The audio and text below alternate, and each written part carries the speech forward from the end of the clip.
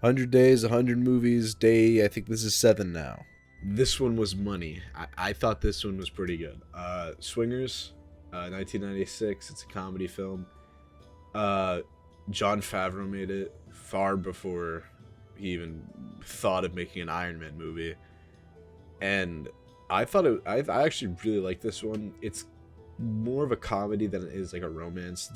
Kind of near the end, it turns more into like the romance aspects of it, but that it's more symbolic of something greater, and that's what I liked about it. It's about this guy named Mike Peters, who's played by Jon Favreau, who also wrote it. It was directed by a different guy, but Jon Favreau wrote this, and he basically is getting over his ex, who hasn't called him back in 6 months after he moved to Los Angeles, and it's basically the story of him trying to get over her and then move on with his entire life. The girlfriend is more symbolic for the idea of him moving past his doubts and enjoying more of what he has in the moment, the things that he's left behind, moving forward with his life and pursuing things that he wants to basically further, instead of keep looking back in the past and things that he's given up to get to where he is. And I thought it was actually like a pretty interesting take on this. Again, it was definitely more of a comedy, especially at the beginning. They basically just go to Las Vegas. It's low-key a filler at the beginning. They go to Las Vegas and gamble. It's good awkward humor. I haven't seen much like it. It's actually a very unique like comedy style that Jon Favreau has. Like it's a better and early version of like the Marvel comedy style where it's all that awkward humor, but it's done way better. And the jokes are way better delivered than in any Marvel movie. Overall, it's a very funny movie. I really liked it. It's a little meta at times, like Scream was, but it keeps that soul that really makes it great. And again, that's something that I loved so much about it, is there's so much soul to it. Jon Favreau definitely kind of put his all into writing this one. Like, you can definitely tell he has a lot of heart behind it, and you can tell that there's a lot of personal stuff involved with it. There's one part where he's basically sitting on the ground with his best friend Rob, and he's basically talking about, oh, I didn't make it, I'm here, I have nothing, I should just go back to Queens. And the other guy is basically like, you made it, you have this thing, you have auditions lined up, you have all this stuff. If you think that your life is bad, then I must have an awful one. And that line just overall encapsulates what a lot of people feel about like moving out to Los Angeles, like following your dreams. If you're able to accomplish anything, and no matter how small it is, you view that as a win. And Jon Favreau's character doesn't really view it as a win of what he has, and he has way more than what more normal people do. I'm going to the film industry, so this type of stuff is things I'm gonna have to be dealing with, and I feel like it talks about it in a very interesting way, because at the end of the day, these people are giving up pretty much their past lives to come out here and inspire to be something. And regardless of how much of an asshole they might be, like Trent, they still are doing what they believe in, and they are moving past their failures and what they've done in the past to get to something that they want to accomplish. So overall, I thought the movie and all the thematic elements were very well done. I thought it was a very good comedy. I enjoyed the acting was actually really good. Like the dialogue, the screenplay just feels so raw and natural. There's one scene where they're like kind of walking up and they're talking to everyone. It kind of gives you classic like gangster vibes almost as they're walking through. Then they like know everyone. The way that they talk to people is very like casual but respectful, or casual and asshole-ish, like with Trent. And it just radiates that feeling of like Goodfellas vibes almost. And they even bring up Goodfellas in the movie. There's definitely inspiration from gangster films inside of this. And then again, they have that meta thing where it's like, oh, movies steal from everything all the time.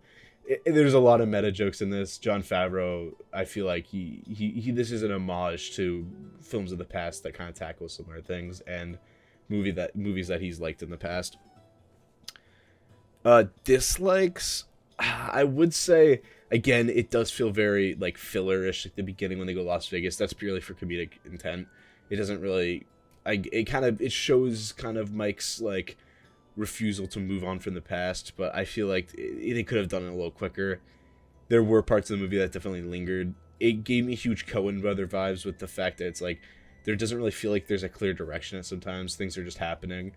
And it's a character film. It's not a story-driven film. It's focused on Mike Peters, not a thing that he's trying to accomplish. It's more focused on his experience through getting over his past mistakes and things in his past, which that's not a bad way of doing things. Character-focused films are always very interesting. I think this one executed it pretty well. Yeah, so overall, Swingers is... I really liked it. It's a good comedy, has some really fun thematic elements, and just overall, it's just a really good late 90s indie film. And it had a very small budget. It had a budget of $250,000, and when you're watching this, it does not feel like it at all. It made $4.6 million, which is a huge take. That's 20 times the budget, which means they broke even and then a lot. Like, they definitely made a lot of money from this film, which this definitely kickstarted Jon Favreau's career. This movie is probably what allowed him to make stuff like Iron Man. But with a $250,000 budget, this movie is very well done. Like, for an indie film, this movie it does not feel like an indie film at times. It does not feel like an indie film really during the majority of it. It's just very fun, and they do a lot with so little. And I think that's a very, like, honorable thing.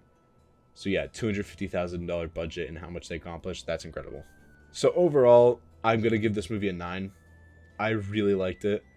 I thought it was funny. When I was in the middle of watching it, I was kind of like, I'm thinking 8. I find it funny, but I feel like the thematic elements aren't strong enough to really carry it up to the 9. It's not fun enough or funny enough to really give it a 9 in my book. And then you kind of got to the thematic elements and the films were really trying to get at. The guy, Rob, the Rob character, he gives a speech to him, and then you really start to understand kind of what the film's really about. You start to understand the symbolicness of the girlfriend thing. That's more of an excuse. He's more disappointed in what he has.